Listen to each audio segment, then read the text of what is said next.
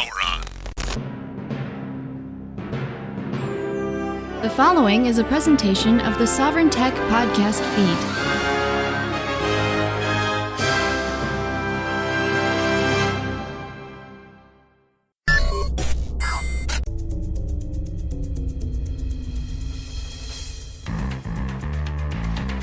Ready for your weekly tech fix? Want to know how technology sets us free? Well, get ready because here it comes. You're listening to Sovryn Tech with your host, entrepreneur and technophile Brian Sovryn. He's got a huge brain. And now, here's Brian. Hello and welcome to Sovryn Tech. It is the Rembrandt of the podcasting canvas. Here with you again, Brian Sovryn, and it's always a pleasure. Today, I'll get right into this. Today, I have a special guest on, and this is a genuinely very special guest who happens to also be the producer of the show.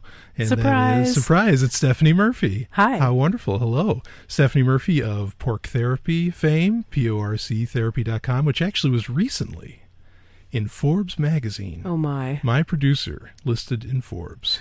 I can't take all the fame. Soon you'll be making Forbes on your own. Maybe.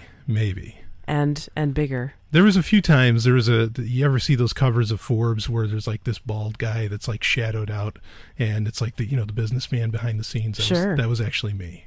I believe that. Yeah. No, anyway.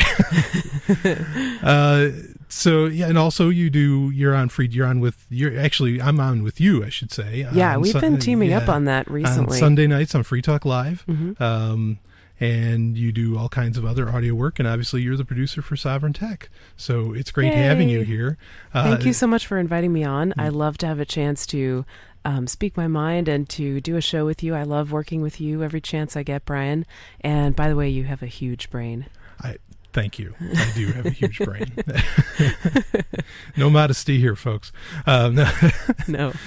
And you're also, just to some of your, not that you need qualifications to be on Sovryn Tech, but as to some of your qualifications, you are definitely a self-described nerd.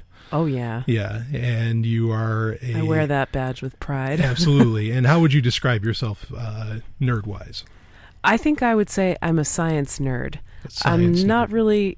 I'm very interested in computers, but it's not my special area of expertise or fluency. I don't do any programming, or I'm not really into gaming or anything, but I appreciate them for the way that they make our lives easier. I'm more interested in biological sciences, medicine, and science, and I'm actually working on a PhD right now.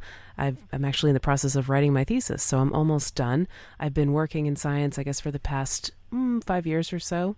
And I've been interested in science since being, able to talk, basically. Remember, I used to want to learn about dinosaurs. I had all these model dinosaurs, and I knew like all these characteristics about them. Yeah. And every time I think about the idea of playing with dinosaurs when I was a kid, I think of, well, that's not a very like girly toy, but maybe that's why I'm queer. That's gender non-conforming toys. Right on. Yeah, I used to love dinosaurs too, and But rawr. Yeah, exactly. They're awesome. I mean, I just had so much fun playing with these little dinosaurs and memorizing all these facts about them. And the information has got to be really dated now because I was playing with these little dinosaur things back in the 80s. And there was probably still a brontosaurus back then. There was, yeah. And those actually did not exist. Those never existed. The transposing like one dinosaur's skull. They put a Diplodocus head onto a Brachiosaurus body, and they said that it was a brontosaur when actually it just never existed. That was like in 1989, 87 or 89 when they finally discovered that. Yeah. I'm sure it took a while for that knowledge to kind of trickle down to the average dinosaur lover. Yeah, I don't think it was until Jurassic Park came out when everybody asked, and I remember this, I was 13, but everybody was asking, where's the Brontosaurus? That's like one of the most popular ones, And just because it was on the Flintstones doesn't mean that it existed, right? And then they said, well, that's because Brachiosaurus is in this, which credit to Spielberg and Michael Crichton, they got it right. But anyway, so you're a science nerd, and this is the show about science and technology and how it can set you free. Yeah. And speaking of setting free, the first story that I wanted to get into today is about a guy who was in jail for 25 years. And his outlook on technology now. He went into prison into 87. Actually, I'll go ahead and read right from the story here. It's from Gizmodo, which we may talk about a little bit more later. And the story is what it's like to experience new technology after 25 years in jail by Michael Santos. Wow, I'm really interested. I have not read this yet, but I'm very curious to hear what this person has to say. Yeah, absolutely. So here's the article. When I went to prison in 1987, Motorola manufactured the large gray cell phone that I used. People referred to it as the brick. Yeah, of course, back then the cell phones were these monsters. About right. Yeah, they were huge. That would, you could barely hold it with one hand. Oh gosh, I remember my parents having a car phone in the early 90s, and they called it a car phone. Yeah. And that thing must have weighed about 5 pounds. You'd open it up, it would be almost the size of a regular cordless phone, and it had this antenna that you had to pull up that went up about a foot in the air. Yeah, my dad had one too, and that still was a horrible signal, and it cost like $1 a minute. Yeah, the reception was atrocious, and how much it cost to use that. I mean, and that was a car phone, let alone a cell phone. Right, and that was like, it was a mobile phone. They pretty much only used it in the car, though, because at that time it wasn't practical to use it for just everyday communications because landlines were way cheaper, and it was like pretty much only for emergencies. If you got into a car accident and you needed to call for help or something. Yeah, exactly. Which, I think that could rightfully justify its existence, honestly. Absolutely. So, all right, back to the article. It had the capacity to send, he's talking about the brick. It had the capacity to send or receive phone calls, but there wasn't any text messaging back then. I also had a pager, but it could only transmit digits, as I recall. Pagers. I miss my pager. Page me. So bad. Page me 143 or... Yeah, 1, 2, 3, 4. Well, what's the one about I love you? Is it 134 or 143? Oh, I thought it was just 1, 2, 3, 4. Maybe it was. Oh, anyway. That's I didn't have a pager. By the way, we forgot to say that we love each other. Yes, we do. We are partners. Yeah. Okay. Enough of that. Back to the article. Let's see. I also had he had the pager. I had a personal computer manufactured by IBM with a DOS operating system that I didn't really understand and 40 megabytes of memory, not gigabytes or terabytes, megabytes. I was told that was a big deal. Wow. I linked exactly. I linked the computer to an Epson dot matrix printer. Oh boy. Wow. And I remember the perforated paper fed through on a track system that easily derailed. It was a hassle. Oh, yeah. Technology, hassle. It's a hassle. Technology has changed considerably during the 25 years that I served. I read extensively during my term of incarceration, but reading about technology felt a bit like reading about typing. Regardless of how much you read, I wouldn't grasp the power of technology until I started using it. Forget the power. That makes sense. Yeah. Forget the power. Go ahead. Sorry, did I miss what he was incarcerated for? It doesn't say, and that's fine if he wants to be anonymous about it. But sure. 25 years is probably something. Well, and I was just going to say it was probably something serious, but these days they'll lock you up for just about anything forever. Yeah, maybe he was kind of an Aaron Swartz. Who knows? Well, he couldn't be an Aaron Swartz. I'm sorry. Well, you could be in the 80s, but... it would have looked a little different, yeah. Either way, he could have had a brick of cocaine or something and not been hurting anyone. Exactly, and they'll toss you in forever for that sort of stuff. Right. But he probably had a pretty... I don't know. He seems like he was, for all the technology he had at 1987, he must have been doing pretty well for himself, whatever he was doing. Right. This must just be like that's why I was saying maybe he was a drug dealer. Maybe. That's entirely possible. That's a lot of people used to think if you had a pager that you were a drug dealer. I got accused of that quite a few times, but I had a pager. It was the way to talk to people, especially at conventions and things like that. Right. It's just how stuff was done. Yeah. So. Yeah, absolutely. I remember that. Yeah. And, this must just be like a rebirth to come out of prison after 25 years. And the whole world is completely different. Working completely differently. Mm-hmm. Yeah, the humans are the same. Humans have been the same for thousands of years, in my opinion. But the world definitely operates on a different set of rules now. Everything's instantaneous. Everything's now. And prison is a time warp. Or even like a county jail or something. As people who are... I guess, marginally associated with the Free State Project. At least we know some people who are in the liberty movement in general. And we know a few people who do things like civil disobedience, and occasionally they'll get arrested and put in jail for that. Right. Sometimes they serve longer jail sentences. And, you have to write them letters. You have to like take pen to paper or print out a letter. But, an interesting thing, though, now that's different maybe from any other time, is with things like Facebook and Google Plus, and all these social networks, you can catch up on history very deeply, as to where before you could read magazines and stuff that's going on, but you couldn't like get the pulse of what society was going through. Now you can, like you could keep up with your friends. At least like say you were incarcerated in like 2007 and then you got out today. Yeah. You could look back at their Facebook feed for the past, Sure, you could really, 5 years. you could catch up on things and the pervasiveness of pictures and YouTube and all that. You can at least now, you don't have to be so lost when you get out. But this guy, 25 years. Anyway, we'll keep going with the story. Wow. So forget the power. I don't even understand the language of technology. Okay, so he's saying forget the power of technology. He doesn't even understand the language. For example, I never understood what people meant when they spoke of a browser, meaning a web browser. In fact, I just asked my wife to define a browser, and when she described it as a program that would allow me to access the internet, I gave her a blank stare. Wow. But I thought the browser was the little text box on top of the screen where I type in what I'm looking to find on Google. Oh, poor guy. Yeah. No, honey, she said, that's the URL bar. Oh. Yeah, and this is what he means by the language. He can't. Yeah. He doesn't even, what are you saying? Right. I served more than 25 years in prison, and I haven't yet been free for 5 full months, so maybe others can understand my ignorance on the subject of technology. I can accept that volumes of basic information are beyond my ability to comprehend right now, but with everything I have to learn, I don't know whether I'll ever grasp all that I need to know. I don't have any idea what a server is, and I don't know much about how to make my content available to the people who need it.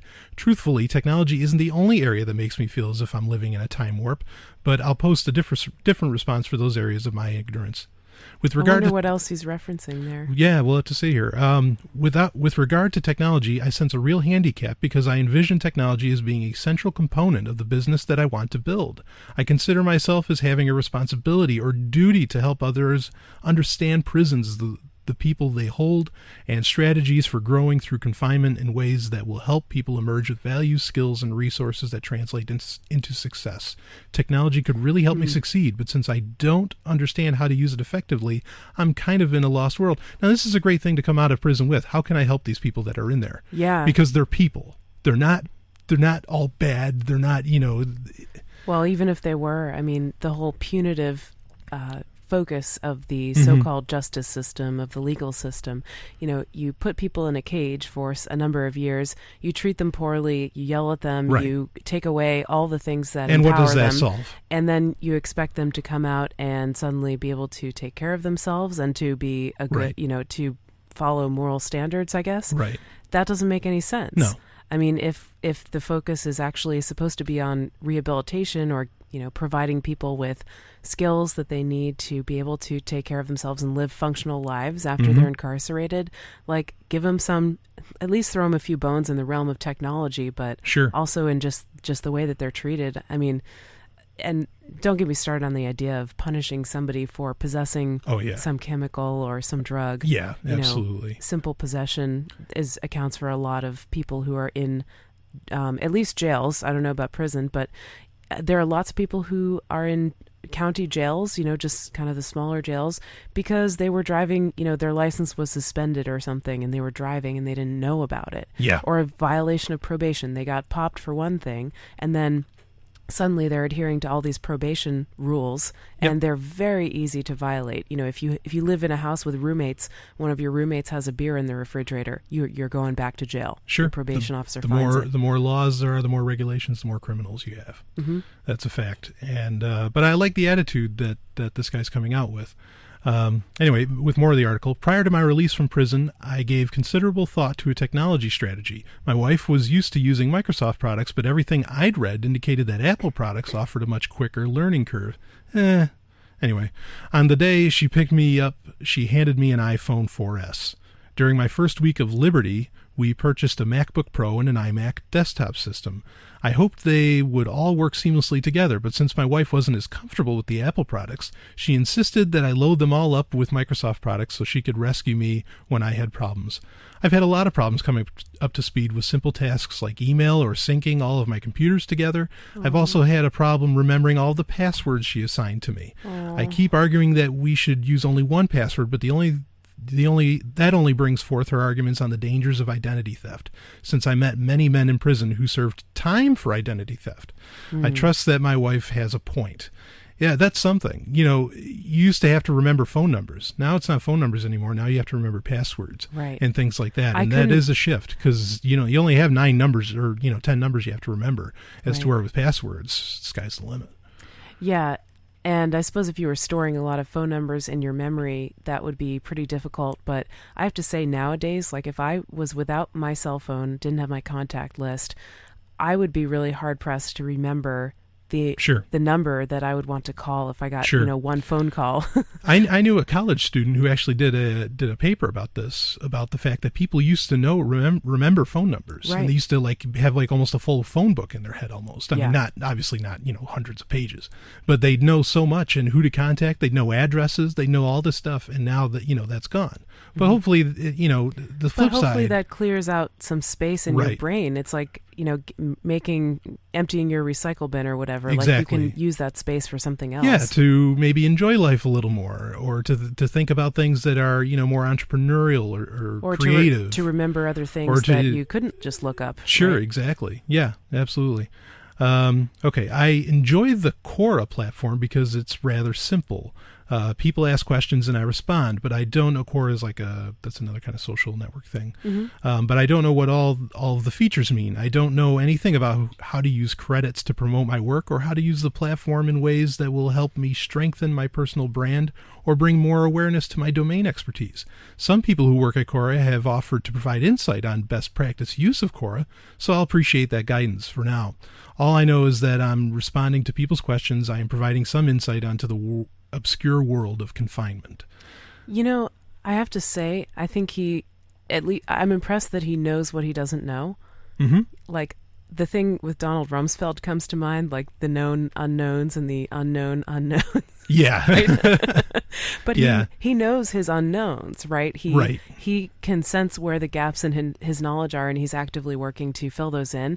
And so in that sense, I think he's doing way better than, for instance, a lot of maybe elderly people who have a kind of a Luddite bent and they just don't even bother because they're not interested in learning and catching up on new technology. Yeah, and it doesn't say how old he is. Right. There's no clue on that. And yeah, I mean, it's interesting that he is able to at least pick up on stuff. Now, granted, he was still able to read magazines, and while he said that's not a great way to know about things, he at least has some idea. And I agree with him about the Apple thing to some degree. That Apple, I don't know that Apple's easier. I wouldn't make that claim. But Apple works together very well.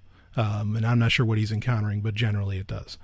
Anyway, a little more with the story. I'm kind of impressed by the way that his wife stuck with him for 25 years. Is it the same person he was Well, with? He's only been out 5 months, so I'm going to guess that his wife must have hung out. I don't know. Yeah. That's impressive, too. Well, he said she picked him up from she picked him up when he was coming. Yeah, she stuck with him all that time. Wow. That's amazing. Yeah. Okay, more of the article. Besides Quora, I use other forms of social media to broaden my reach, and I retained a developer to build a website that I hoped would bring more attention to my work. With such a limited understanding of technology, however, I don't feel as if I'm reaching as many people as I possibly could. Since I'm not reaching as many people as I possibly could, I'm not able to build the traction that I need. I'm trying to resolve these problems quickly, but my limited knowledge of how to use the power of technology effectively makes me move cautiously. I look forward to learning more about technology and social media effectively, but with everything else that I must learn, I don't know what level of progress to expect as being reasonable. Wow. That's amazing. Yeah. Thank you for sharing that. I think that's really appropriate for your show. Yeah, absolutely. And it is something. I mean, you're walking into a whole other world, I mean, people are still people, like I said, but you are walking into something so strange. And I mean, we could go on about the prison system and how that does nothing for anybody. You know, in fact, if anything, the prison system, this is the prison system shouldn't exist in the first place because punishments. I was going to bring that up, actually. I mean, putting people in cages, often when they have committed a crime that has a victim, putting that person in a cage does not do anything for the victim, right? Right. They're not making any restitution. Sure, and you can hear... So I think I see that as a problem. Yeah, absolutely. And you can hear in this guy's writing kind of a desperation that, like, why am I even alive now? What's the point?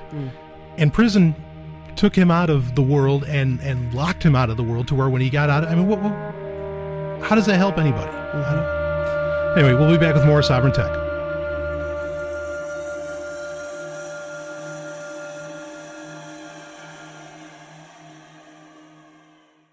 You're listening to Sovryn Tech with me, Brian Sovryn, the man who always wears triple black. Sovryn Tech is a show about science and technology and how it can set you free. Remember, Sovryn Tech only endorses businesses and products that we genuinely believe in and support ourselves. If you have a product or website that you would like to have reviewed, you can email the show at sovryntech@hush.ai. Please keep in mind that the reviews on Sovryn Tech pull no punches. Thanks for listening. Tech Roulette. You want to play? It is time for Tech Roulette. And we got a great story lined up for you, actually from Daryl W. Perry of FCC, or what is it, FPP.cc. Sorry about that, Daryl. As in Creative Commons. As in Creative Commons. Says. That's right. An amazing activist. But you wanted to make a further point on the story about the guy who got out of jail after 25 years and didn't. Yeah, just a really quick one. Yeah, go ahead. As he was writing, I was reminded of the idea that, and a lot of people say this, but I was reminded of the idea that it'll probably be really difficult for us today to conceive of what the status of technology will be like 25 years from now. Right. Right? Like, we almost can't imagine what it's going to be like. Right. And it keeps moving forward at an increasing pace, right? It's kind of exponentially increasing. Sure. I think probably the medical realm is the next frontier, where I hope we're going to see more kinds of, I guess, maybe transhumanism or body modification improvements that'll enable people to live longer and have more abilities, have better quality of life, right? Be free of diseases and pain. And so I'm really excited about that. I hope to see the pace of that pick up. I do too, but the scary part, and this is our next story, is that this isn't being this kind of what you're talking about like in the medical field, diseases going away or people having enhancements, human enhancements and things like that. Transhumanism, all of which I'm very excited about and support, is not being looked on kindly in certain parts of the world, maybe in the whole world, and just based on certain people. But this next story is about Steve Mann, who is known as the father of wearable computing. And he was... Oh, man. Yeah. And he was in a McDonald's in France, and he's wearing an eyepiece that essentially works like a camera, and maybe like kind of a binocular type thing, whatever. It's completely attached to his head. And so the concern is that this may be the first cybernetic hate crime, because when he went in there to order, they told him, "Sir, you're going to have to take that off." And he can't. I mean, Steve Mann came right out and said, the eyeglass, it's permanently attached. It does not come off of my skull without special tools. Wow. So probably using like ceramic or nylon screws of some kind. Maybe he has to unscrew it. Yeah. Yeah. So this is attached. This isn't some fashion statement. This is a functional device that he's using. He's done this a lot before. He's ran into trouble with the NYPD over wearing, which I can see where the police would have very much concerns over wearing cameras. They don't very much enjoy being recorded, it seems, often enough. No, they want to be able to record you, but they don't want to be recorded themselves. Right. So we'll read a little bit from the article. So, okay, go ahead. I've heard that Steve Mann has like a doctor's note that he carries around with him. He has to carry paperwork. Yeah. Try to like prove that this is, something that he's experimenting with. He's engaged in vision research, right? Yeah. And I was also wondering, I did a little research on this on my own, but just wanted to clue the audience in. I was wondering if he was wearing it because he has a disability of some kind, like his vision is somehow impaired, but as I understand it, that is not the case. It's just an experimental device. There's nothing wrong with his vision. Right. He's just doing this, be it he got inspired from Star Trek or who knows what. It looks like a Borg. It does. Like, He looks like Locutus. Yeah. Hi, sir. Would you like some fries with that? Resistance is futile. Yeah, exactly. And then he comes and grabs the McDonald's employee, and Yeah. It kind of, just real quick, it reminds me of a story. I went to a Star Trek convention in Syracuse, New York, many years ago, and I went to Burger King. This is when I used to eat fast food, and I went to Burger King, and a guy walks in wearing a Klingon. He had the full garb on, this huge Klingon warrior outfit. He had the ridges on his forehead.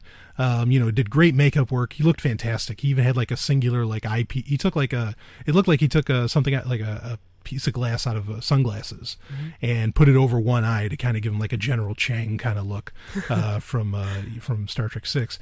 And it was really, really cool.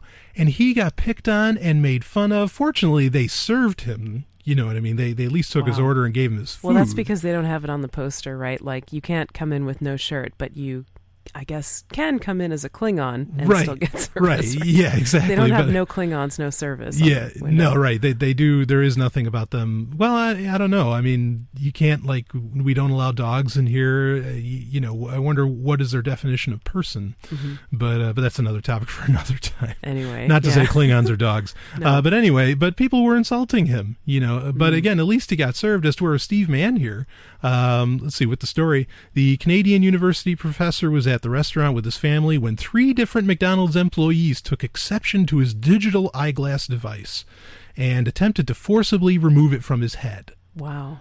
Mann was then physically removed from the store by the employees, along with having his support documentation destroyed. That's the documentation you were talking about that he carries with him to prove, hey, this is legit, this is a medical thing, whatever.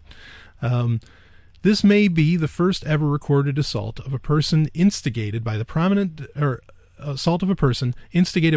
display of a Google Glass-like wearable computer.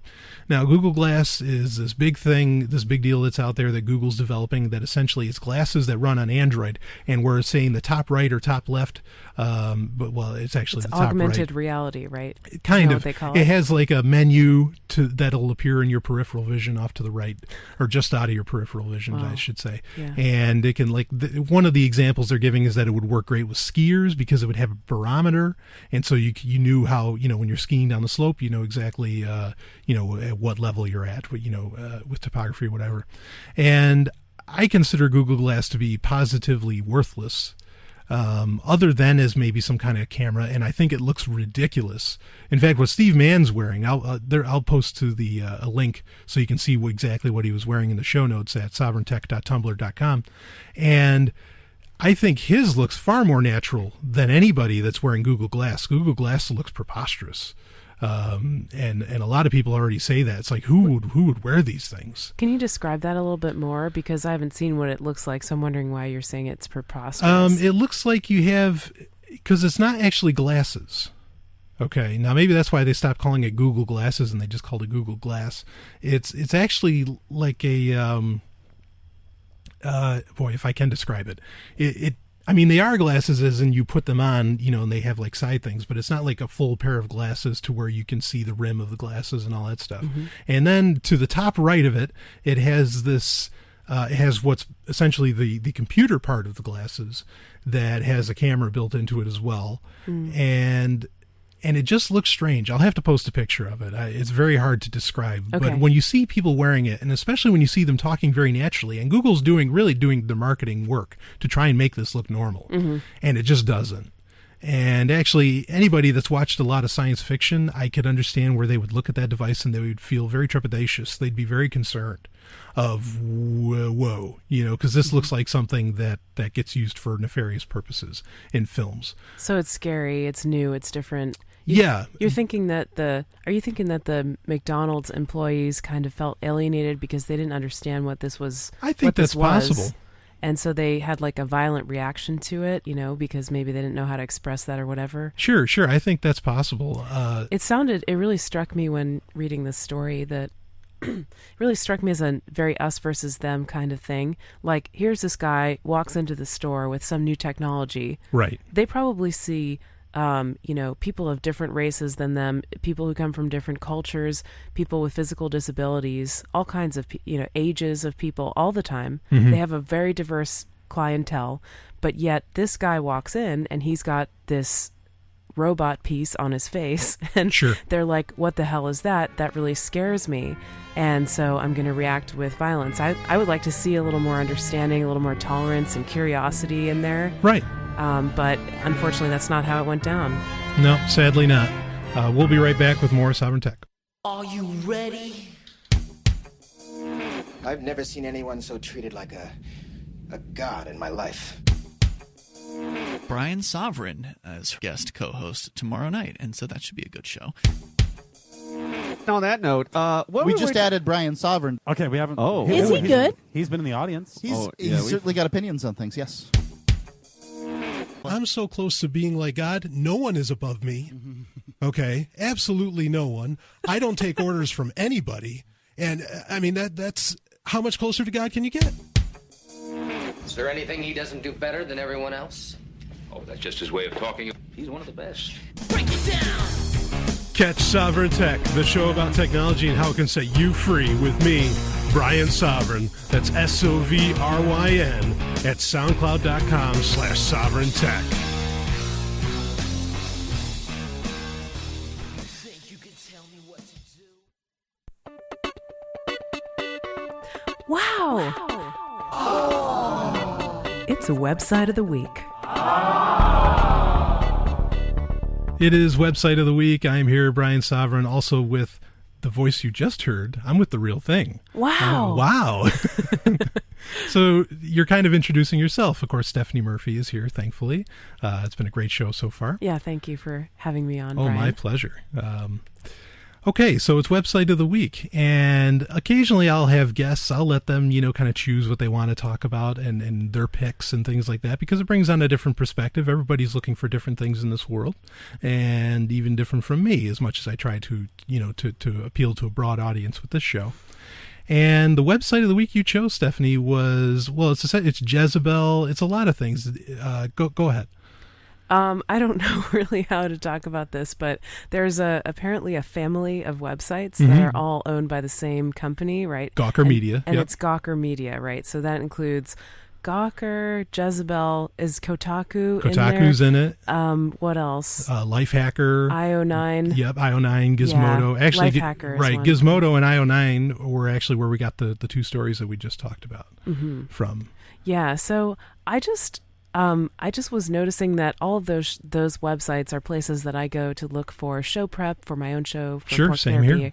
or for Free Talk Live, and I find them really interesting. Like the layout seems like very optimal. Like they have this template that kind of draws you in and helps you can tell which, that they're a part of the same family of blogs. Yeah. Essentially, sure. Mm-hmm.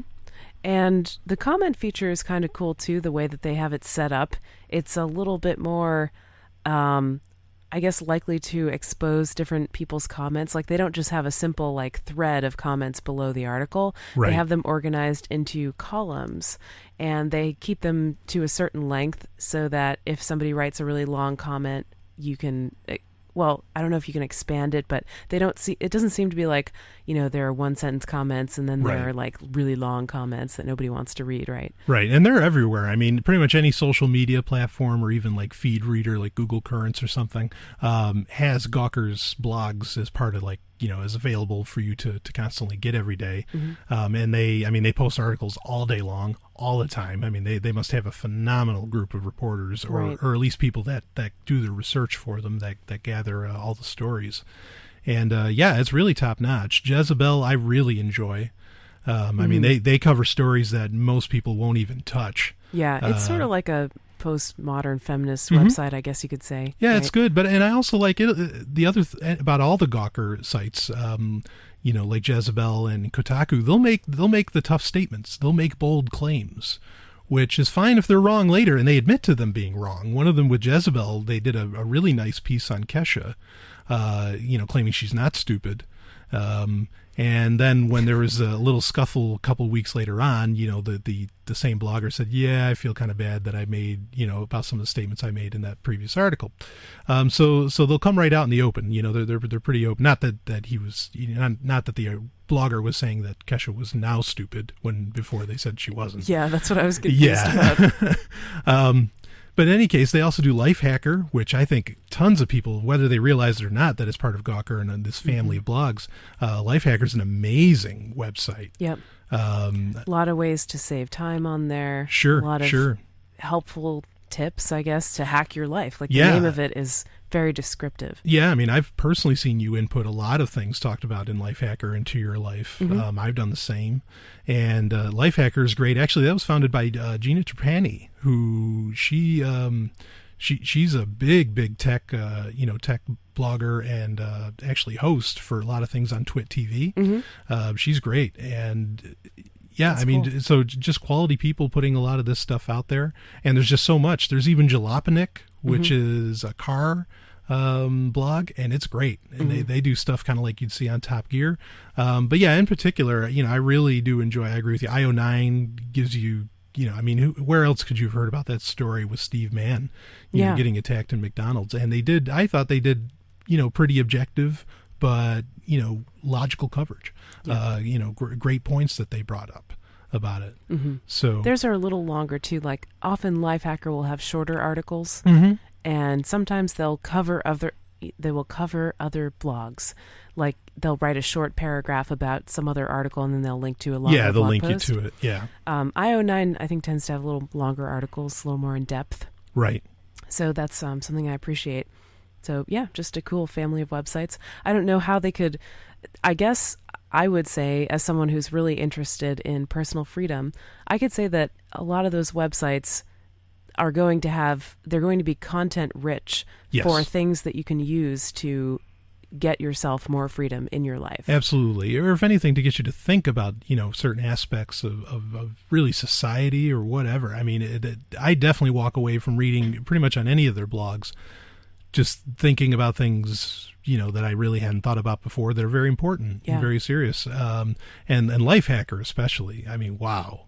The stuff that teaches. And it's not, when it's not backed by any real science, they'll come out and say it, that this is just an opinion and it's worked for me, So again, it's very, very even-handed stuff. So great choice. I'll link to all of them in the show notes and you can check it out. And we'll be back with more Sovryn Tech.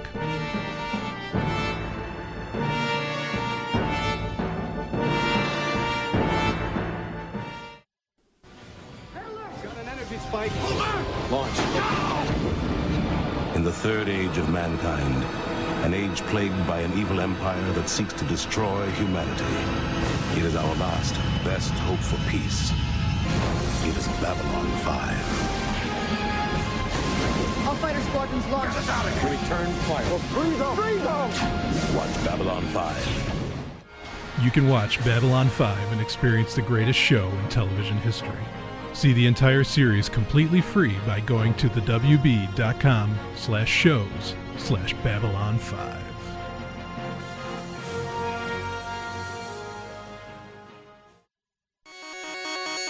Software of the Week. It is time for Software of the Week, and this week, Stephanie and I are going to talk about a little behind the scenes. Yeah, a little behind the scenes, because we're going to talk about the software that really makes this show happen. For me, and the software is Audacity. And actually, Stephanie taught me pretty much everything I know about Audacity, which she did a great job of. And which I taught myself. Yeah, right. Or I looked on YouTube for tutorial videos. Sure, and there's plenty of those. But Audacity it's a sound recording, sound mixing, sound editing program, and it's cross-platform. It works on pretty much everything: Linux, Mac, Windows, and of course, I always tout this. I use portableapps.com. They have a portable version of it, which it's this show right now is being recorded on. How did you find Audacity, Stephanie? Oh, gosh. Okay. Well, when I first started doing pork therapy, maybe more than 3 years ago, I basically was just looking for something to record sound that was free. Mm-hmm. And everything I found online recommended Audacity, so kind of blindly I chose it and started playing with it and using it. And there was like a little learning curve for me to get used to it because I didn't really seek out too many tutorials about podcasting with Audacity, but, I trusted the recommendations that I had seen, and then pretty quickly, I learned how to use it myself. Right. I mean, the interface is kind of, it's not like the easiest thing. Mm-hmm. I mean, it's easy once you figure it out. Right. But it's not easy at first blush. Mm-hmm. Yeah, it helps to have some experience with audio editing, I guess you could say. Sure. What it does is it lays out tracks, right? And everything is based off of tracks. And so you might have like one track where we have our voices recorded, or you could have a track where, my voice is recorded, and then a different track where your voice is recorded. And then a third track perhaps that plays like the music beds for Sovryn Tech, right? Right. And then, you record them, and then you can kind of shift these blocks of sound. Yep. You can move shift them in terms of time. You can Exactly. amplify them. You can apply all kinds of different effects. I think there might be some people who do, simple kinds of music editing in Audacity, but really I find it more useful for voice. Probably if you're making music, something like Cubase or another program would be more useful. Yeah, I will say this, if anyone asks, okay, what would you use for music? Mm-hmm. While I normally don't tout Apple products, GarageBand, which you have to use Apple to use that, but GarageBand is hands down the best music program, in my opinion, in the world. But anyway, but Audacity... I was thinking more like electronic music. Oh, even there, it does well with that. But I mean, you could get into, sure, when it comes to electronic music, you do things like Reason, and, programs like that. Yeah. But anyway, but Audacity for everything else, and for a lot of the simple stuff, and and even the commercials you hear, the ads, the advertisements that you hear throughout this show, throughout Sovryn Tech, were all done with Audacity. Either I did it, or of course Stephanie is exceptionally talented at putting all this stuff together. And a lot of times this stuff is just from all different sources. Mm-hmm. And it's all mixed together, into one thing. And that's what she was, that's what you were talking about with the tracks, track layout, the various tracks, and you just bring it all together, and it's something. And there's plenty of tutorials out there, and like I said, just about any computer you have, it's going to work on, which is great. Yeah, some people, you were mentioning GarageBand before, Brian. Some people use GarageBand for podcasting. GarageBand is limited by the fact that it runs on Mac, right? Right. And you can certainly put together a professional sounding podcast with GarageBand. They have all kinds of effects similar to Audacity, but it's not cross-platform and it's not open source. Right. And Audacity has that advantage. So if that's something that's important to you, it may be worthwhile taking the time to get to know Audacity. And another thing I wanted to say about that is that if open source is important to you, you might be interested in knowing that a lot of the sound beds that are on Sovryn Tech and a lot of the things that you'll hear in Brian's show or my show or some of the other work that I've done, they use open source sounds. So those would be sound effects that are in the public domain, or they would be music that is in the public domain. There's actually a website called freepd.com where there's all kinds of music that's the public domain, so you can use it for whatever you want. Right. You don't have no to legal actions ask coming your way. anybody's permission or anything like that. Exactly. Now, Obviously we wish all IP, intellectual property, and copyrights and all that stuff would just go away. Yeah. Which is a very popular theme, thankfully, in the tech world today. But the cross-platform thing, I agree. I think that's very important because it's getting to the point where people aren't having like any actual data on their computers. It's what they call zero data. That's kind of the new term that's going around. Because it's all in the cloud. Because it's all in the cloud. It's all on the internet. And so if you can use tools that work on any computer, essentially anywhere you are, whether you have a computer with you or not, you can just hop on, log in, and use it. Right. And use it as you wish. And I think, the world's really going that direction. So it's important for there to be a degree of standards. I love diversity. Okay. I think that's great, but it is good sometimes when there is like a certain degree of standards. Google Chrome took off so well because Google Chrome, from the day that it came out, Google Chrome is Google's web browser. From the day it came out, worked on everything. And so everybody just jumped on it, because everybody could. And is that kind of like a if you build it, they will come kind of thing. Like Yeah, if you kinda, I welcoming think. people from all different kinds of Sure, platforms. you know, if Internet Explorer were smart, they'd go cross-platform, and I wonder if people wouldn't suddenly say, "Yeah, let's all use this." But of course, that's not going to happen. That's interesting. But in any case, now you've also used other audio suites, so software programs, audio editing programs. Yeah, I've used Adobe Audition, which is closed source, of course, Sure. and that's what we use for Free Talk Live. Sometimes I put together some production on Free Talk Live, like the archives, Right. the sound archives. Do you find overall that it's more difficult to use? That Audacity is more difficult to use? Yeah, I'm sorry. Yeah. No, it just they have some different features, Mhm. but honestly, for being free, Audacity does a stellar job. It really comes close. It does everything. You know, pretty much does everything you need. Sure. So I'm really excited about it. Another thing I wanted to mention about Audacity is that I've used Audacity to make 2 different audiobooks. And one of them is freely available on porktherapy.com. It's called Markets Not Capitalism. Fantastic book. It's like a 16-hour audiobook. I can't believe I was insane enough to undertake that project. I am in awe that you did it, and you did it well. And it's free. It's freely available. So that was made using Audacity. All the recording was done in Audacity. All the sound processing and the rendering the files and stuff was done with Audacity. And recently I just made another audiobook called The Ultimate Guide to Journaling. It's written by our friend Hannah Brame. She's got the Becoming Who You Are blog at becomingwhoyouare.net. And she wrote an ebook about journaling for personal development, and she's got like all different kinds of prompts in this book, and all kinds of information about how to get into the mindset for journaling and how to get the most out of it. So I learned a lot by reading that book as I was recording it, making an audiobook. But I used Audacity to make that audiobook. Yeah, you added in like sound effects for when, because the book, there's points where the book kind of like talks to you or talks to, I don't know, something. Yeah, that's where the track view in Audacity, the track setup or format comes in really handy in Audacity, because there would be points in that particular book where there would be like a prompt for journaling, like, you know, how do you feel when blah, blah, blah. And then it would want to play a sound effect, ding, right? So I could put that in really easily with this track view. I just had a track where all the dings were happening, and the timing was perfect. Awesome. So that's Audacity. Link to it in the show notes, and I'll be back with more Sovryn Tech. What does freedom mean? Tune in to LRN.FM to find out. LRN.FM is the Liberty Radio Network, a collection of live talk radio and podcasts, all coming from a principled pro-liberty perspective. LRN.FM show hosts aren't left, right, or conspiracy kooks. You can tune in 24/7 to LRN.FM via your phone, computer, satellite, and more. Listen free anytime at LRN.FM. That's LRN.FM. Brian! Stop playing those video games! Just a minute, Mom. Game Talk.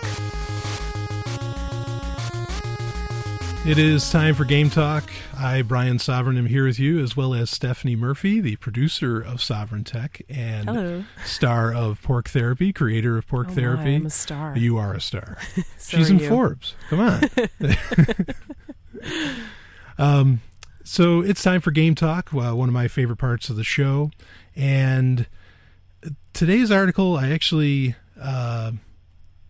you know what? I think this I need to credit to Daryl Perry. I think I credited Daryl wrong earlier on. Oh, really? From fpp.cc. He didn't send you the Borg article? No, he did not. And I credit him wrong, but that's okay. He gets his name mentioned a few extra times. I'm sure he'll love it. And this article, it's actually more of a blog that comes from Silver Circle Underground, which the Silver Circle movie, you should check that out if you don't know what that is.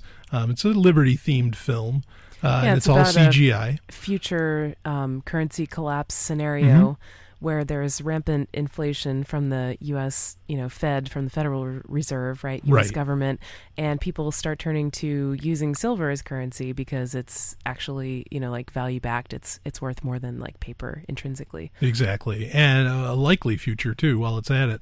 And but anyway, so they've used kind of the movie as also a platform to get certain messages out and do certain like blog type things like what we're about to read, and that's great. And this is... They do have a very active blog over at Silver Circle Movie. They do. Yeah, and it's good. Now, this article is Video Games Lead to Cosplay, Not Violence. That's interesting. Cosplay. Oh my, that sounds dangerous. Yeah. It's corrupting the young minds. Cosplay. I mean, people could die from cosplay. Maybe they could, but die from sexiness. But yeah, you might. Yeah, we were just looking at some pictures of Psylocke from the X-Men. Yes. Yeah, and I felt like I might have been about to die. Yeah, she was and is kind of the epitome of comic book sexiness, I guess you could say. And some people brought it to real life with cosplay, because that's what cosplay is. Cosplay is just it's almost playing make believe. It's, you dress up like your favorite, whatever fictional character. I suppose it doesn't have to be fictional, but it's very popular in video games and comic books and anime. Doesn't have to be like sexy that. either. Does not have to be sexy. I mean, it could be anything. You could be wearing a Master Chief, outfit, which is just a giant, armor outfit or something. But I could imagine that a lot of people do find it sexy to dress up like, their fantasy character. Oh, sure. It's playing out fantasies. Absolutely. Right. And this gets done by kids and adults. This isn't something, this isn't something that's just adult themed or whatever. But anyway, this is the blog post, is that, video games don't lead to violence, aka video games don't make people violent. It just leads people to cosplay. This is the point that they're going to make. The blog goes as this: maybe I'm just a natural praxeologist. Praxeology is the study of human action, in case you're not sure. But I remember making this argument when I was about 10 years old. Praxeology is the study of human action. I wanted to see a violent movie, and my dad wouldn't let me go because he thought seeing violent media would lead to violent behavior. I retorted that perhaps young boys had an instinctive impulse for violence, and that if I was channeled into something harmless like violent movies, it would produce violent behavior. It was a get it out of their system type argument. I have no idea how sound an argument that is. I was 10 years old, but I do know that I didn't grow up to be a violent person, and this research supports my claim. Every time there's a school shooting, the pundits and politicians scramble to point fingers at one another, desperate for the blame to fall squarely somewhere else. No one ever wants to look at mind-altering prescription medication, largely because pharmaceutical companies are sponsors and lobbyists of the people pointing the fingers. No one ever wants to blame parents because it's emotionally difficult, and parents represent the largest constituency of people pointing the fingers. And yeah, that's a good point. And certainly nobody anywhere wants to apply the slightest shred of scrutiny to the school system itself. No one ever suggests that if you corral impressionable children into quasi-prisons, that they'll begin to act like prisoners. And no one ever suggests that if divisive a system that dehumanizes impressionable children, they might have trouble respecting the humanity of others. Instead, they blame music or trench coats or comic books or guns. And this time, it seems like the babbling class is pointing their finger at violent video games. Chief among them, of course, is the National Rifle Association. There was a really big story about that video where Wayne LaPierre, the head of the NRA, went down the list of games and saying, Grand Theft Auto, this is what's causing our kids to kill people. This is what's causing violence. It's not guns, which it isn't guns, but... it's kind of funny. Did he name Call of Duty, the military simulator? I don't recall I don't think that was on the list. Which well, is really very ironic. Yeah, because that is an actual game that simulates being in the military, right? That's a very violent game. Absolutely. And so he wasn't going to take aim at that, but he was talking about Grand Theft Yeah, in Auto. fact, the main games he listed off were either had a really, a really like violent name, or it was something that had to do with the criminal elements, and it had nothing to do with the fact of like these violent. Like he didn't mention Halo, which is a military shooter of sorts, futuristic, albeit. So yeah, that's a great point. Anyway, we'll go on with the article a bit. A legislator looks at the problem of gun violence and says, ban guns, imagining that society will instantly obey their pronouncements, but undeterred by the fact that ban violence is already on the books. When one ban fails, they simply propose another, and ban violent video games is on the lips of many statutory-minded people. And that's a great point right there. I like that. In that, and I say this a lot, if saying theft is illegal was worth anything, people wouldn't steal. And just like the idea that to say that, okay, guns are illegal, that's somehow that people wouldn't use guns. Right. Or to say there certainly is a lot of there certainly are a lot of people who smoke marijuana. There certainly are a lot of people who steal things, despite the fact that those things have laws written down against them. Right? Absolutely. I mean, these laws and regulations, education's what solves the problem. If there's a problem, education is the thing to solve it, not this legislation. And it's funny though. I mean, like the article opened with the scene with the dad and the son, and the dad saying, well, no, you can't go see this violent movie, right? Mm-hmm. And then there are people saying, well, violent video games are the problem. But honestly, movies and video games are just one element of a culture that has a lot of violence within it. And I'm not just talking about like when you see on TV, there's violent things that happen. I'm talking about how the military is glorified, right? How the military is depicted on the news as if it's just, almost like you are playing a video game, drones killing people with remote control airplanes. It totally takes the humanity out of it, and it makes it so that nobody has to experience that grief of up close killing another human being, and it really just totally dehumanizes that process, and makes war even more possible. Not to mention the amount of violence that goes on in schools and also in people's homes. I mean, some of these parents who are telling their kids not to go see a violent movie are hitting their kids at the same time. Right. And you have to ask yourself, I think, if you're going to think about this critically, you got to ask yourself, what kind of message does that send to kids when they are physically punished, disciplined, hit, whatever you want to call it? I think that teaches that violence solves problems. Yeah, I mean, if the kid went off to go see the movie anyway, and then came home, and the parents found out that he went and saw the movie, and then they spanked the kid. Yeah, don't go see violent movies. Now I'm going to hit you. Yeah, because you did. And it's like, whoa, wait, what message is that? Yeah. How confusing for such a young mind, especially. Right. And the other thing, too, that's an interesting point, because Ronald Reagan, actually, this is kind of famous that he said this in the 80s. He said, I learned something interesting about video games today, that the kids playing video games now are going to be our future pilots, and our future, as in the video games were like training. Oh, wow. He treated them as if they were training, and there may be some truth to that. That's a topic I'll have to cover more in future game talks of Sovryn Tech. Does anybody ever think, just one last point, does anybody ever think that perhaps people who are feeling aggressive, people who may have some aggression inside of them, seek out violent video games, and not the other way around? Not that the video games are causing aggression in people who are otherwise perfectly peaceful. This blog post makes that point, and that's the bottom line of the blog post doesn't get to the point where it explains why they go to cosplay. Other than that, I think the point that the person's trying to make is that games can open up the imagination. And it doesn't lead you to being violent. But yeah, one of their points is that studies are finding out that violent people play violent, like people that were already kind of violent for whatever reasons, childhood trauma, go down the list, are playing the violent video games. And it's not that the violent video games are teaching peaceful people to be violent. Right. And so, I mean, one of my things though with this whole argument of violent video games is that I don't. In a lot of ways, I don't think this is about science. Not about the video games themselves. This is a culture war. Right.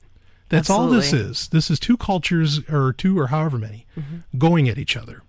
Has nothing to do with science. And to try and bring science, and even, I mean, I thought this was a pretty fair blog post that brings up some good ideas, and we'll link to it again. But bottom line, this is about, this is about culture. Mm-hmm. And people disagreeing, Right. I mean, you even see this with, I was thinking about sex, because sex and violence are often mentioned and talked about together. Right. And, sometimes when there's a statistic that comes out about teenage pregnancy rates or whatever, people blame it on Hollywood, and they'll blame it on music and movies, right?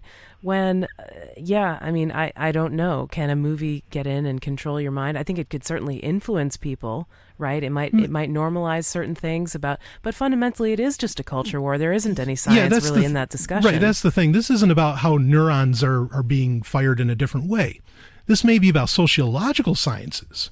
Okay, that's fine if you mean that. But this is not about sciences and like this is how your brain works, this is blah, blah, blah. Right. No, it's not that at all. This is a culture war. The NRA kind of hit that point home. Mm-hmm. They're proving, and they looked they looked, in my opinion, ridiculous in claiming that, in making those claims. I'm not a big fan of the NRA. Yeah, no, me neither. I mean, I want everybody to have private property rights, all the way around, be it guns or whatever. Mm-hmm. But I definitely don't support the NRA. Yeah. So anyway, an interesting topic that, these violent video games, that's not the problem. We got to go do some cosplay, Brian. We'll be right back. Yeah, we'll go do some cosplay. This is Sovryn Tech.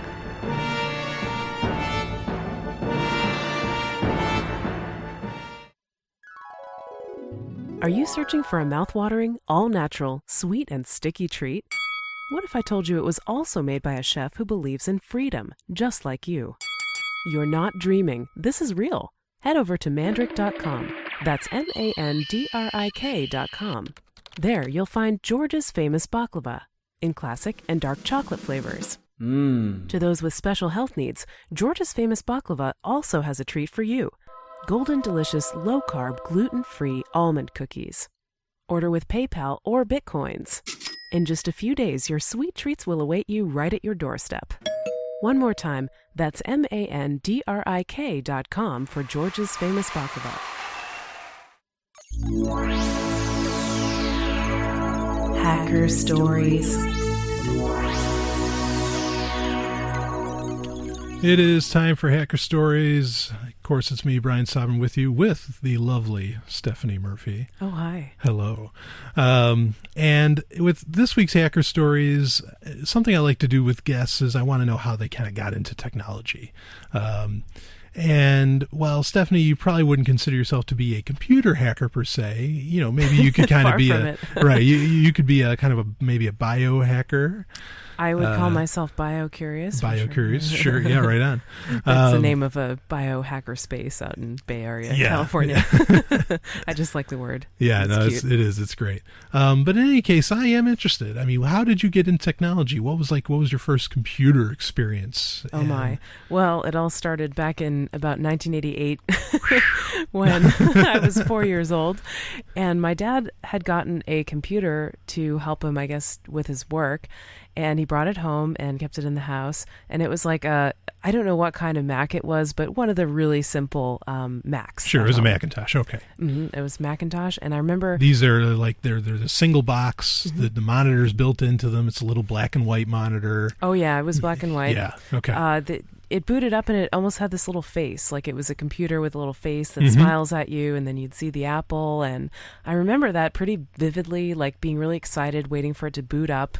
Well, sure, it was smiling. It was like asking you to use it. Yeah, it's like, hey, play with me. And I thought, wow, this is a really cool toy.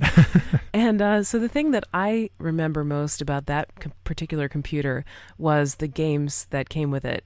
There was, in particular, one game called Daleks, and this is, I guess it was like the Daleks from Doctor Who. Mm-hmm. And this is from like the old Doctor Who, not the new one. Go ahead. Yeah. This was back in the 80s, right, so it would have to be... Back when it was good. I know you have strong feelings about Doctor Who. But it was this game where... a really simple game where you were basically on a field, and you're in the middle of the field, and there are these robots surrounding you. And what you have to do is move around on the field. You can only move one square each time you move. And then the robots, no matter where you go, will always move closer to you. And your goal is to make them crash into each other or crash into a pile of dust that's been left by two other robots who crashed into each other. And so you get to the next level if you kill all the robots or avoid getting gotten by them, and you can teleport and zap the robots and stuff. And it's like a really cute game, pretty nonviolent and, just really interesting. There was another game called Birds where like you learn stuff about different kinds of birds and like you flew them and like made them move around. And another game called Brickles, and Brickles was like, I can't remember the name of it, but there was another really popular game that got, maybe kind of like Pong a little bit. Okay. But like you had this... Oh, it's like Arachnoid or Arknoid, not Arachnoid. Arknoid where you shoot like the blocks go up and like the ball knocks out the blocks. Yeah, exactly. Okay, yeah, exactly. that's like Arknoid, or what they call it for Atari is called Super Breakout. But anyway, go ahead. Mm-hmm. And so, I grew up kind of playing those games and being really interested. Oh, they also had a Wheel of Fortune game where you'd guess the words, and it had this little simulator with like Alex Trebek and Vanna White. Oh, man. It was really cool. It even had a sound effect where they would clap for you and you could spin the wheel and it would go. Yeah. It was pretty cool. That's great. And, so that was my, my childhood first experience with computers. And from there, it just grew. I started to really love computers and mostly loved playing like memory games and kind of like brain teasers on them. So kind of your passion for computers, or not, well, I don't know if your passion, but your desire to use computers kind of came from wanting to play games. Yeah, it was a little more than that, though. I think it was also wanting to learn and wanting to explore new information. Okay. And as I got older, too, I got really interested in writing, and so like word processing software was cool to me, and so that was cool. I remember having a Simon, those things that were like the colored lights would flash and it would play a tone with each color of light, and then they'd play them in a sequence, and you had to like press these blocks and repeat the sequence. And if you got it correct, it would play the same sequence, but then it would add another one onto the end, and then you had to remember it. And so that was cool. I played with that until it broke. And then, then I got a little older, and I remember my dad, because of his job, had access maybe to more computers than the average person would have at the time. And so he was kind of bringing home like the latest technology, and eventually, it got to the point where I got to be the 90s, right? And I'm a little older, I was in my teens at that point, maybe mid to later teens, and it was like the nascency of the internet. A few of my friends, most of them not, but a few of them were starting to get on AOL. And we didn't have AOL. We would just connect to the internet through the phone line and through a dial-up modem. And first we had 28K, and then it was 56, and that was like a huge improvement. Oh, yeah. Remember like downloading thumbnails and just very patiently waiting for them to download, right? And it takes forever. One of the first things I got interested in using was Yahoo products. My first email address was a Yahoo address. Well, Yahoo was big back then. Yahoo was like it. Yeah. They were the Google before there was Google. Yeah, I think that may have started when I was like 14 or 15. It was when I got my first email address, and then had it continued on. And I started using Yahoo Chat. And the thing about that was really cool, that I thought was really cool, was that I was able to meet people, like you'd go into a chat room, and it would be a chat room about some interest. Right. Like you could go into Star Trek chat room, or you could go in a food chat room or whatever. Right. And probably unlike any other social situation, you knew exactly what you were walking into. Right. There was like a clear, defined set of terms that you could use that people should at least kind of know. And if you didn't like it, it was super easy to leave. To just walk out. Yeah. And there might even be another, Star Trek chat room number 2 that you can go Exactly. to, No need for explanation. You just go. Yeah. Right. And there really weren't trolls back then either. Trolling is kind of a new phenomenon, I think. Yeah, well, this is kind of a little bit of a theory I have on it, is that back then in the mid-90s, and of course before, but in the mid-90s, you had to be a certain kind of person to be or have a certain amount of knowledge anyway, to even have the ability to get online. Right. Because it wasn't easy. Right. This wasn't point and click stuff. You had to do a little work. You still pointed and clicked, but you had to know a couple things. Yeah, so there was an instantaneous kinship that existed just in the fact that the people you were talking to, figured out how to get here too. Right. And so there was almost an instantaneous respect that doesn't exist in normal social conditions. Oh yeah, respect was a big part of it, and the voluntary nature of it. It was like totally this is something that I chose. I wanted to go to this chat room, and I'm here because I want to connect with people over a shared interest or whatever. Right. Even if you ask them their ASL, right, and they live in Florida or age, something. Sex, location, and they're I don't know, whatever, but. The point was that those were voluntary interactions, right? And if at any time I was uncomfortable or I didn't like it, I could always leave, never have to talk to the person again. And that was so unlike what I had experienced in my life up to that point, because it was all just people who happened to be born in the same town as me and happened to be born in the same year as me. Sure, it opened up the world, quite literally, to you. Yeah, and it was just such a stark contrast to school, because school was unchosen relationships. It was like, you're stuck with these people. There's nothing you can do about it. You don't necessarily have anything in common with them. Some of them are your enemies, sure, overtly. And some of them make fun of you and really, make your life kind of a living hell.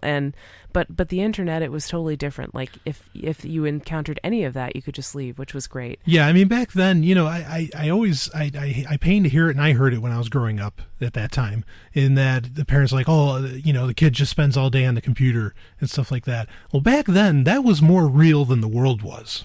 Yeah. The world was a sham. The world was forced on you, or the average, society at large was very forced limited. on you. Yeah, and it was exceptionally limited. That was real. That was voluntary, like you said, and it was real. Sure, that makes a lot of sense. People, I mean, now I think it's kind of changed to where yeah, and at this point with social networking and all that stuff, even when a lot of more of my friends started to get on AOL, like the later adopters started coming in, it was getting to the point where, you'd go on AOL Instant Messenger and people from your school would be contact requesting you and things like that. Yeah. And there'd be drama about that and whatever. I mean, so that in that sense, it was getting a little bit more encroaching, but for a while there at the kind of the beginning of it, it was almost a way to escape from that world of unchosen relationships and that world of that very limited world where you couldn't really get outside of it very easily. Yeah, I agree. And then of course, started to discover some websites, and that was, I would say, that was a hugely instrumental step in changing my life. Because instrumental in around my teens, like early teens, I rejected religion. I was raised religious, and then I decided I was not interested in that. That did not, fit with my, that did not, allow me to like make sense of the world in a way that was consistent with reality. Yeah, that I it could conflicted understand. with reason. Sure. So that was kind of alienating because a lot of people around me were still religious. Right. And I was looking for connection and support, frankly, from people who were not. And, for a while I was kind of lost. I was kind of like getting into like this vague, like spiritual things or like, magical thinking still. Wasn't able to completely break away from it. But then I got online and I started realizing and finding out through, like Yahoo search engine or whatever, that there were atheist websites out there. And that was huge because then I was like, oh my gosh, I'm not alone. You're not alone.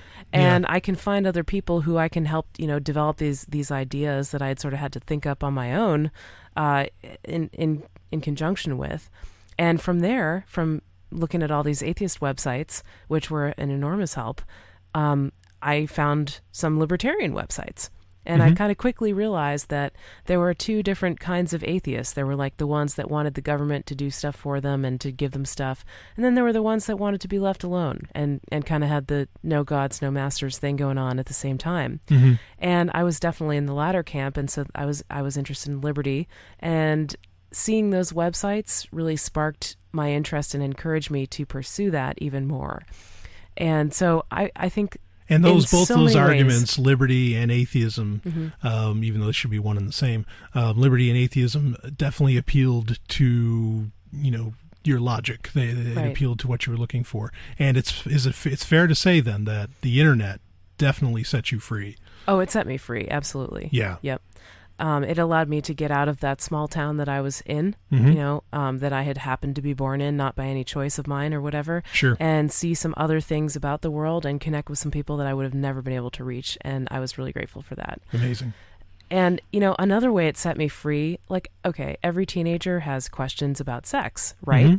There were not too many people in my life that I felt comfortable asking some of the questions that I wanted to find out about, right? And I remember we had sex education in school, right? Oh boy. Yeah. And that was taught by this 60-year-old woman named Nursey.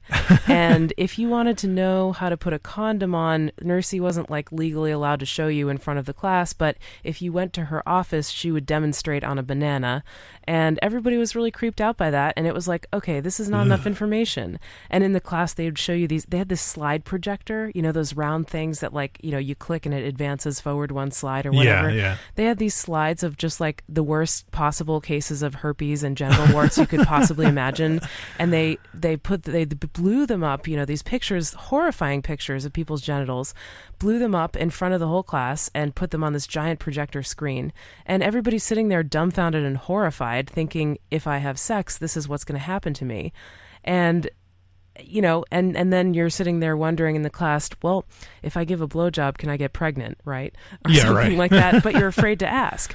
Yeah. And so what did I do? I turned to the Well, internet. and half the time you're like, you're picturing the blowjob with the 60-year-old, and it's just, you wouldn't want her telling you the story. I think I was kind of blocking that out. But, I hope so. Didn't feel the point was it was not an environment where I felt comfortable asking some of the questions that I wanted to know about. Sure. So I went to the internet. It's not a person, it's anonymous, right? It's like you go to a website, you can read about things, maybe that'll answer your questions, right? How do I have an orgasm, right? I was curious about stuff like that. And, without getting too personal, but it really helped me. There was a website called sexuality.org or something. Like it wasn't as though I was looking at porn. I know a lot of people did that, but I was really more looking for more health-oriented, more clinical kind of sexuality information with a focus on pleasure, but also clinical, not like just porn, which can be misinformative. Right. I think. And sometimes I will admit that there are lots of young people who find out about sex from porn, and that has its own set of issues that go along with it, right? Because it may not show realistic depictions of sex, right? And then they end up with these expectations that aren't what they're going to find when they get with a real partner. But, I think my experience with internet-based sex education was very positive. Relatively positive. And the positive's still out there. It's just obviously it's, one amongst 99, Well, there's like scarletine.com. There are tons of resources. Like if you're a young person and you are curious about like you're thinking about your orientation, there are tons of information. There's tons of resources. Maybe we can link to a couple of these in the show notes. I think that'd be great. Yeah, right. There's PFLAG, Parents and Families of Lesbian and Gay People or whatever, and all kinds of stuff. And even videos on YouTube of people talking about their experience coming out of the closet and things like that. So that's a great source. Another one is Lacey Green.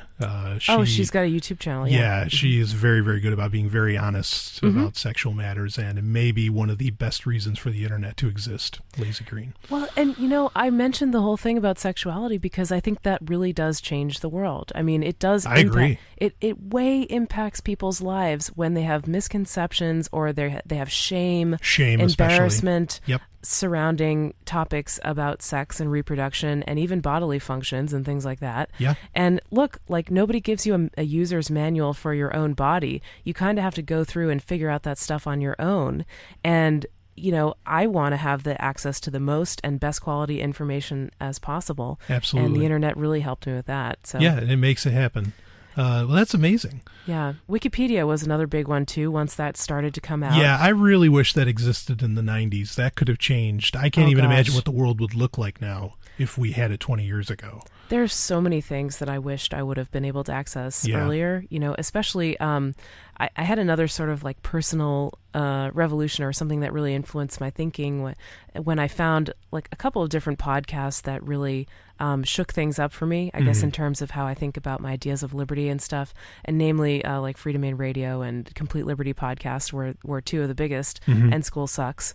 And I would definitely count those three kind of as a trifecta of revolution in thought. But I was just thinking, like, what if I had found out about those 10 years earlier? Oh, yeah. They didn't exist 10 years ago, but what if I had found them 10 years earlier? How would my life be different? Yeah. And that's a really interesting thing to think about. And I'm glad that there are people who are younger who are finding them.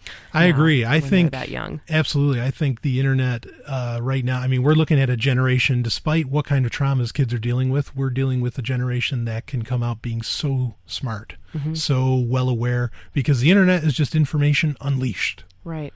No control, or at least, I mean, there's some control out there, but it can be out there with no control. And that is just an amazing thing.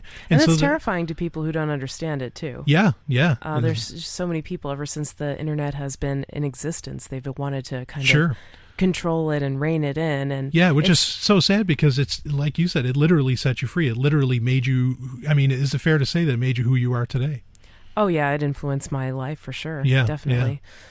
So yeah, I mean, there were just so many things. And then I guess like around the early 2000s, I started getting interested getting really, really interested in libertarian ideas.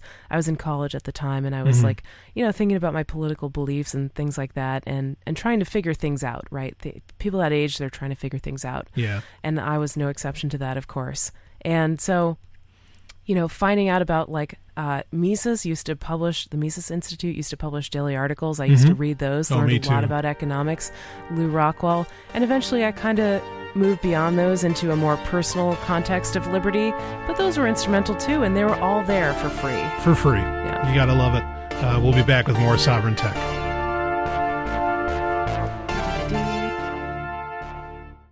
Oh yeah! This is Stephanie Murphy, Sovryn Tech producer. You may know me from this show, but did you know that I have my own podcast? It's called Pork Therapy. Pork Therapy is a bit different from other shows. We cover current events, big ideas, and even relationship issues, all through the lens of how we can get more freedom in our lives. Oh, and you'll love Sex and Science Hour.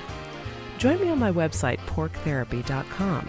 That's PORC therapy.com. Now back to Sovryn Tech.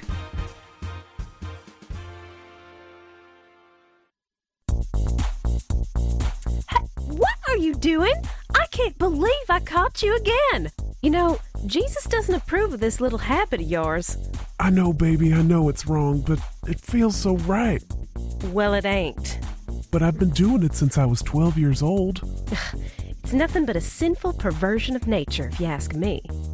But, baby, I don't ever want to stop looking at tech websites, new gadgets, video games, software, or any of that stuff.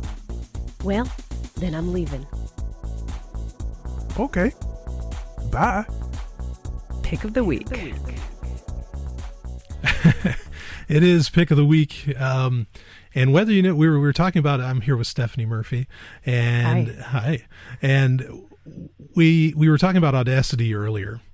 And that whole intro is all you. Yeah. That was all me. The woman, the Southern accented woman, the guy, that's all you.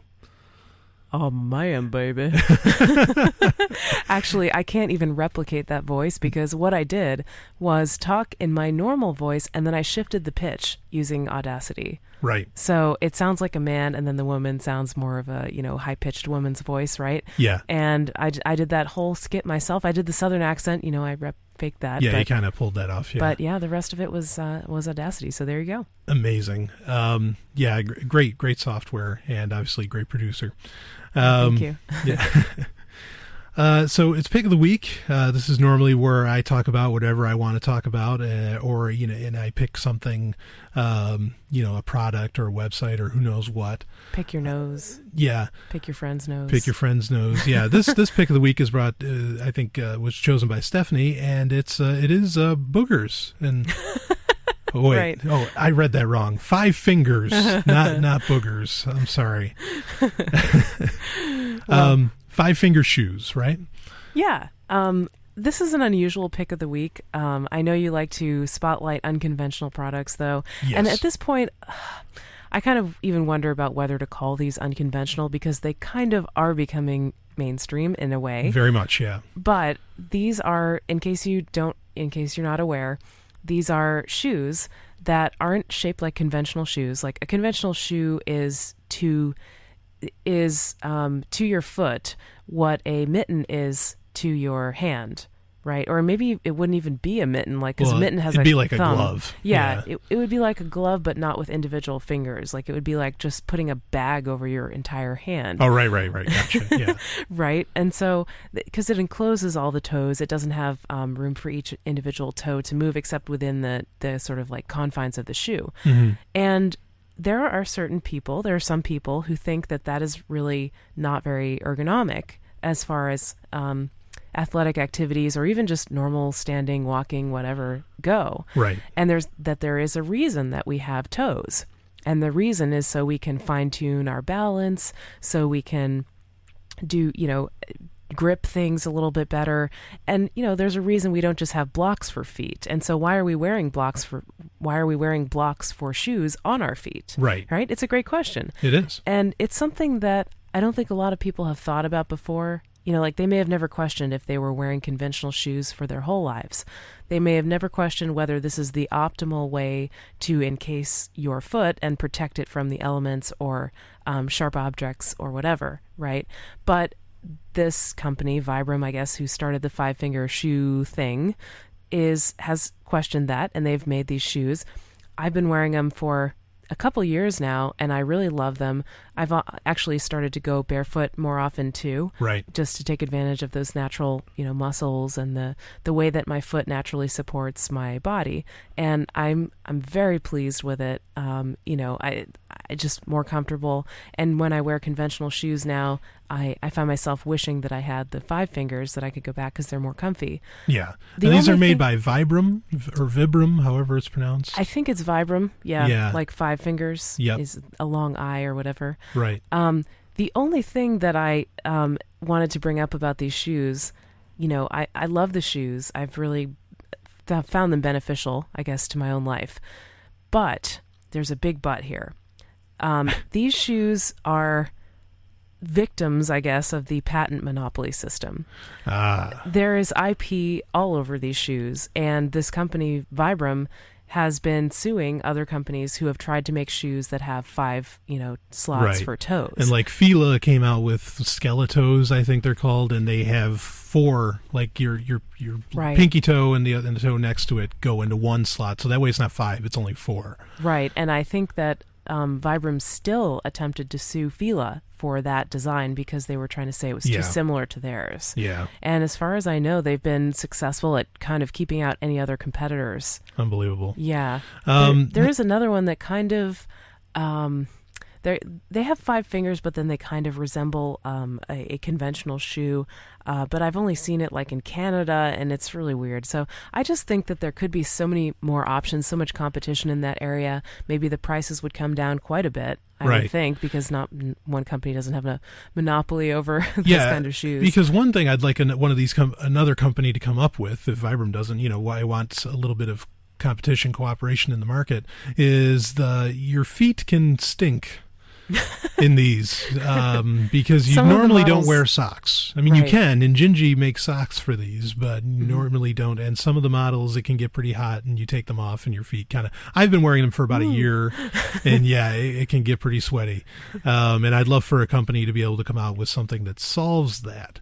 Right. So, but there are supposedly some science behind this. I've heard science to the contrary as well, but that you run faster... like our runners, when they train with these, they run faster. Would you say that's accurate? I don't do much running. It's not something I particularly enjoy. I do more strength training and kind of exercises of those nature. So it's hard for me to answer that question, but during my daily life, there are days where I walk around quite a bit, almost all day on my feet walking around. And I have to say, at the end of a day of that, my feet are feeling much better if they've been in the 5-finger shoes rather than conventional shoes. Yeah, I noticed, I felt like there was a degree of back pain that I kind of lost that I would normally feel at the end of the day. Yeah, back pain and hips and legs were the things that would start to ache, I guess, if all day standing in a pair of boots or something like that. And these are very custom shoes. You definitely feel pretty good even just in buying them, because you don't get them in, they're not like size 13 or size 10 or something like that. It's actually a measurement, of your foot, and the sizes are anywhere from 30 to I wear a size 44. Whoa. You know what they say about you have to wear big 5 fingers. Yeah. That's what they say about it when you have big feet. And they feel great, and I think they look cool. They just recently started coming out with winter models. You've kind of customized that yourself. Yeah, I'm excited for the winter models, but what I did was and they don't make this anymore because there have been protests about kangaroo leather, but what I did was take a pair of kangaroo leather shoes that were kind of made for warmth, like the 5-finger kangaroo leather ones, and then I sprayed them down with silicone camp dry spray to try to waterproof them, and it worked pretty well. So I was happy with that. Awesome. Didn't need to wait for those weatherized ones to come out. Yeah, and the price range on these run anywhere between like $70 to probably $150. That could to $200. be better. That could be way better if they didn't have the IP. If they didn't have again. the IP on it, those prices would be down. So yeah, I mean, they can't be that expensive to make. But regardless of the IP, I hope that will get better at some point. I hope there will be more competition in this arena. But the reason I wanted to bring those up was because I think that's a piece of wearable technology that is basically solving the problem of, well, if I walk around barefoot, I'm going to be looked at funny and I might step on sharp objects. Right. It's solving that problem. It's protecting your foot, right. and it's giving you some kind of housing for your foot, but it's allowing you the freedom of movement that comes with wiggling your toes and being able to grip things with your toes. And so it's kind of solving that problem with technology, and I think that's really cool. Yeah, and it's I like agree. an ancient concept, right? Bodies have been crafted by evolution for millions of years. And everything has a purpose and reason. Yeah, I mean, and even things that people don't think that there's a reason for it. A lot of people say, well, you don't really need a pinky toe. Really? Would you like to lose your pinky toe? I mean, I wouldn't. No. I think there's Let's reason see how for that it. goes. there's actually a lot of balance that comes from the pinky toe. Right. And even other parts of the body that some people think are, without function, right? Like the appendix, people used to think that was useless or vestigial, but it actually has immune tissue in it, right? And there might be a reason why it's there. Also, same thing with the foreskin, right? So a lot of people would like to claim that the foreskin is useless, but it's not. It has nerve endings, it has immune cells, it has all kinds of stuff that is there for a reason. And so the point is that even though the function of a body part might not be immediately obvious, there probably is a function, right? I mean, people who lose their pinky toes have a lot of trouble balancing. Right. So they are there for a reason. Each toe is there, and it's helping you do stuff, helping you balance. So why not use it to its fullest ability? Yeah, and so, I mean, bottom lining, the Vibram 5 fingers just give your feet their natural ability back. Right. That's pretty much the deal. Yep. And again, like I said, I felt better, wearing them overall. It's funny because I wonder, like, when you wear them, especially in a more corporate or formal environment, you get a lot of shit. Like people Oddly people enough. are freaked out by them, and I think it's because it's something that's just so different. They've never seen this before, almost like the eyepiece, and it's like, whoa, what are you doing there? Right. You think you can just have each toe in a separate compartment? Who do you think you are? You know? So I mean, so even in that, it's be a rebel. It's cool. I mean, that's all right. I mean, even that's almost a good enough reason to wear it, just to like kind of. It is a conversation starter too. Yeah, that's something to be aware of. Like if you are, for instance, an attractive woman and you're wearing these shoes, people are going to think that they have an in to talk to you, even if you don't want to be talked to. Yeah, right. Yeah. Well, I guess it could be a conversation starter in a bad way. It could also be an opportunity to evangelize, about the shoes, basically. Wow. Yeah. So Vibram 5 Fingers, I will link to their page in the show notes, or you can go to sovryntech.tumblr.com. We also have a Facebook page now. You can go to facebook.com/Sovryn Tech. That's SOVRYN. Sovryn Tech's just growing all over the place. And I definitely could not have done it without you, Stephanie. I really appreciate it. Great producer, great partner. Thank you. Yeah. You've been very supportive the whole time, and I thank you for that. Thank you. I've really enjoyed your show, and I'm so glad that you're continuing to do it. I think it's just going to get even better. Thank you. Yeah, we have a lot of listens, a lot of downloads. People are making use of the SoundCloud page to, its infinite end, which it doesn't have. It's an infinite end, so it's infinite. That's at soundcloud.com/Sovryn Tech. Again, SOVRYN. And I've had a great time with the show. I really appreciate you being on again, Stephanie. And thanks. Me too. I'm sure you'll be on again, I hope. Yay. Yeah. Absolutely. That would be it's great. A date. Yeah. And everybody, you can email me at sovryntech@hush.ai, and you can, let me know. Go ahead and tell me you'd like a little more Stephanie or a lot more Stephanie on the show. Oh, my. Yeah, oh, my. And, of course, you can find more of Stephanie if you want at porktherapy.com. That's PORC therapy.com. Mm-hmm. And you can actually, and then that's your show, and your show, well, you if you're listening to this podcast, you heard the ad, so you have an idea about it. And if you like hearing Brian and I working together, you can listen to Free Talk Live at freetalklive.com on Sunday nights from 7 to 10 p.m. Eastern Time. That's our live show, and we work together on that. Yep, along with Mark Edge. So. Oh, forget Mark. No, just kidding. Yeah, right. We like Mark. Yeah. So anyway, it's been a lot of fun. Do you want to hear a closing story about my Vibrams? This is sure, cool. Go for it. So speaking of bucking the IP system, I bought my first 2 pairs of Vibrams from this sketchy as hell looking Chinese website. And I'm not sure if they were real, but they were awesome anyway. They were, they were the real thing as far as I was concerned. They did the job. Yeah, they had a Vibram logo on them, so I'm not sure if they, fell off the boat or if they were knockoffs that were really good. But they did the trick, and I'm glad I got them, and they were significantly cheaper than if I had paid full price. So basically, I'm not a fan of IP. Yeah, right. Yeah, no, get these at all costs. However you can get them. Yeah, that's awesome.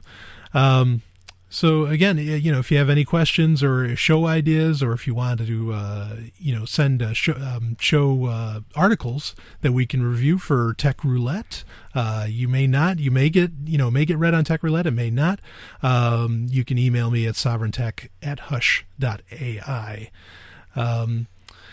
And Brian loves emails.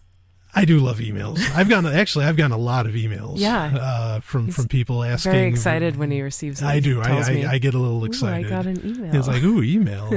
Men, women, whoever. I've gotten a lot of them, and it's fantastic. So, thank you all for listening. We will be back with, or at least I'll be back with more Sovryn Tech in the near future. And thanks again. Thank you.